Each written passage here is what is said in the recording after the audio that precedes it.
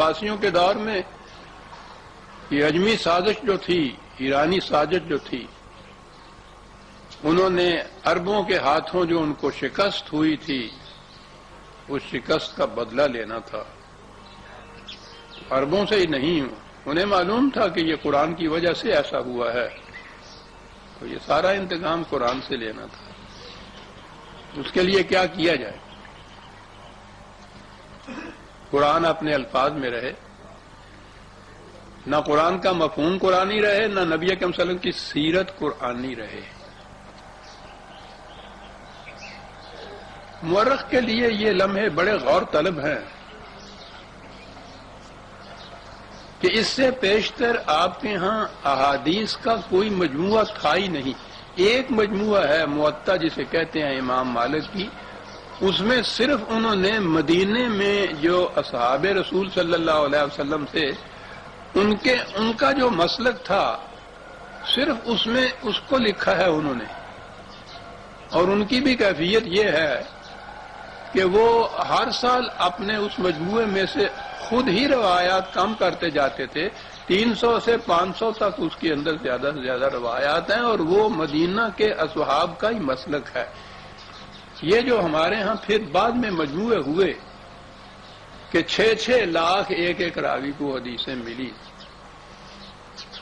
اور ان کا سارا مجموعہ گنا جائے تو وہ قریباً 10 لاکھ کے قریب بنتا ہے. اس میں سے انہوں نے منتخب کر کے ایک مجموعہ مرتب کیا. ان میں بھی ہزاروں کی تعداد کے اندر آئے. وہ ان میں سے 6 تو ایسی ہیں جن کو صحاحہ ستہ صحیح ترین قبول کیا گیا. پھر ان میں سے 2 ایسی ہیں صحیحین جن کو کہا گیا بخاری اور مسلم. یہ عجیب چیز ہے کہ یہ 6 کے 6 جو تھے یہ ایرانی تھے. یعنی کوئی عرب محدث ایسا نہیں ہے کہ جس نے یہ جو جمع کی ہوئی روایات اور یہ احادیث کے مجموعے مرتب کیے ہوں، کوئی ایک نہیں ہے ان میں سے.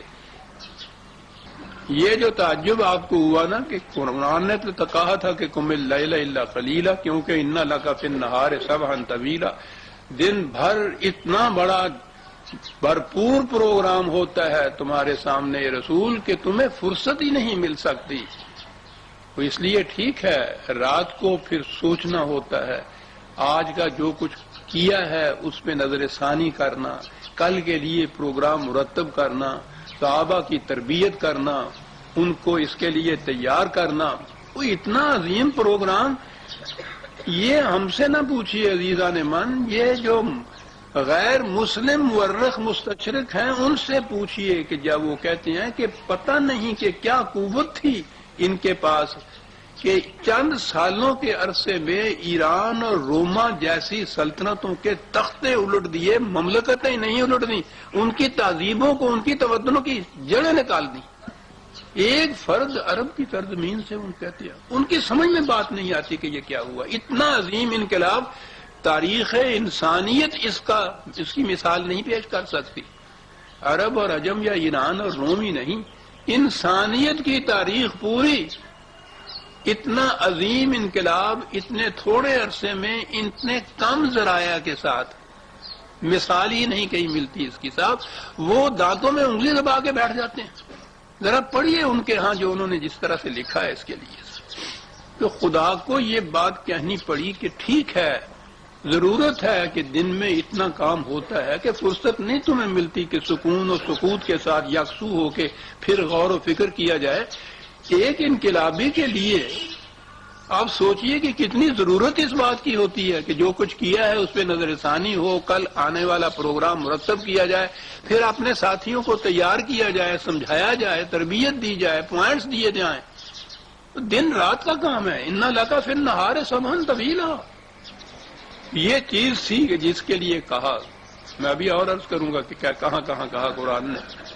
قرآن کی روح سے یہ چیز آتی تو معلوم ہوتا کہ کون سا یہ مہیر العقول انقلاب تھا جس کے لیے اس پروگرام کی ضرورت تھی. نہایت آسانی سے اس میں آ گیا کہ نبی اکرم صلی اللہ علیہ وسلم رات کو پھر جب ساری دنیا سوتی تھی تو نفل پڑھنے کے لیے کھڑے ہو جاتے تھے، اور وہ ساری رات نفل اتنے پڑھتے تھے کہ حضور کے پاؤں سوج جایا کرتے تھے. اب یہ ہو گیا اس کا سیرت نبی اکرم صلی اللہ علیہ وسلم قم اللیل کی۔ قرآن کریم میں جہاں جہاں بھی حضور کی سیرت کے متعلق کوئی چیزیں آئی ہیں فوراً ہی اس کے ساتھ ایک روایت آ گئی ہے، اور وہ اسی انداز کی۔ سیرت میں یہ آیا ملوکیت کی تائید میں، سرمایہ داری کی تائید میں، برہمنیت کی تائید میں، سارا انبار اس کے اندر اکٹھا کر دیا۔ اب آئی قرآن کی باری۔ یہ جب ایک طرف مرتب ہو گیا، ایک صاحب پھر ایران سے آئے، تبرستان سے آئے، تبری ان کا نام رہا۔ یہ بخاری ہے، بخارا ہے، مسلم نیشاپور کے ہیں، یہ تبرستان کے تھے۔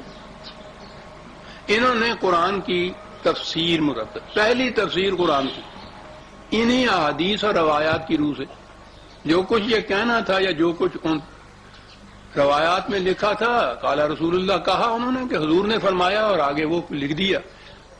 اب جب کسی کے سامنے یہ آئے کہ قرآن کی اس آیت کے متعلق حضور نے یہ فرمایا، کس کو جرت ہے اس کے بعد اس کے خلاف کچھ کہے یا انکار کر دے؟ سب کر دی، پورے قرآن کی تفسیر اس طرح سے لکھ دی، وہ تفسیر آ گئی۔ اب یہ چیز تھی کہ بھائی تاریخ سے ہی کچھ معلوم کرو کہ وہ دور کس قسم کا تھا۔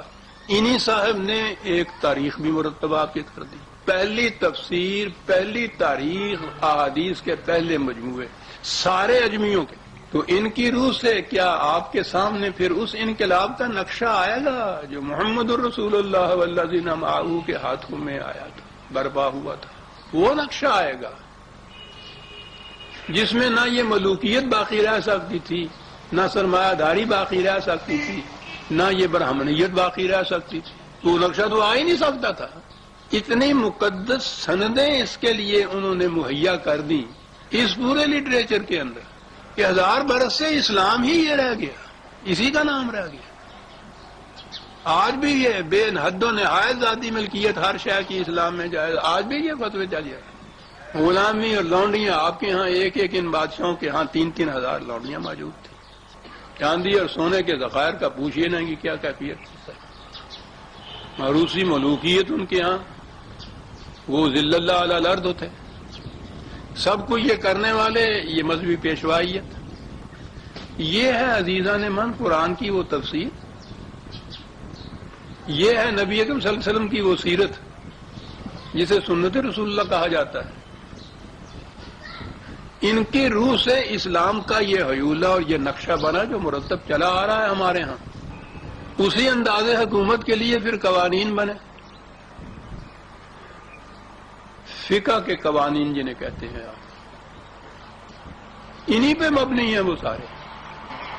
ان کو ابدی قرار دیا، غیر متبدل قرار دیا کہ اسی طرح سے وہ قیامت تک کے لیے امت مسلمہ کے اوپر نافذ کیے جائیں گے۔ میں یہ اتنا عرض کر دوں کہ مجھے یہ جتنے بھی یہ حضرات ہیں، بہرحال ہمارے ہاں تو جو بھی گزرے ہوئے ہیں ان کا نام بھی تعظیم سے لینا چاہیے، تو یہ تو بہرحال ہیں ہی بزرگوں کے ساتھ میں مشہور، اس لیے کسی کی تنقیر اور تحقیر مقصود نہیں، واقعات تاریخ کے ہیں وہ ہے۔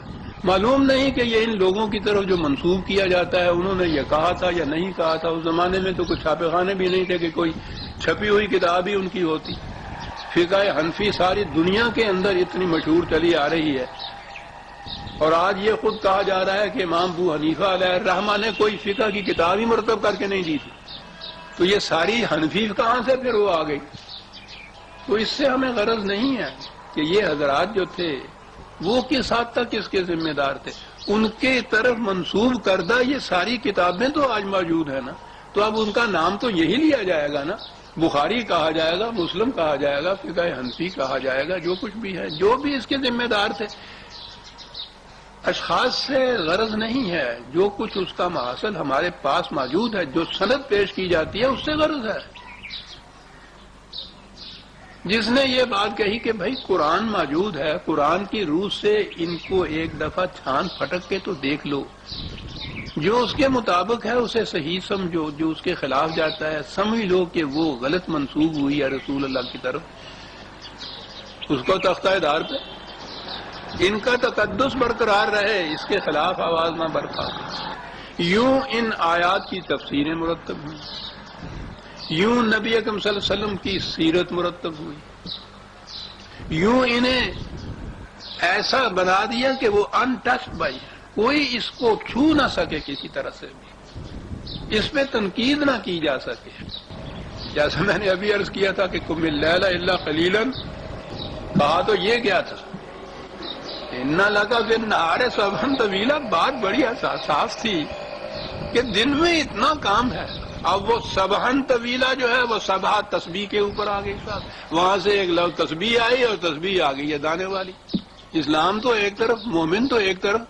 عرب اس سے ناشنا سے یہ جو دانوں والی تسبیح ہوتی ہے یہ بدھوں کی ہے، وہاں سے عیسائیوں کے راہبوں نے لی، وہاں سے یہ شام کے راستے سے کوئی 200 سال کے بعد مسلمانوں میں آئی. اب یہ قرآن میں جہاں بھی سبحہ کا لفظ آیا وہ تسبیح آ گئی کہ دن بھر تسبیح پھیرتے رہا کرو، رات کو نفل پڑھتے رہا کرو.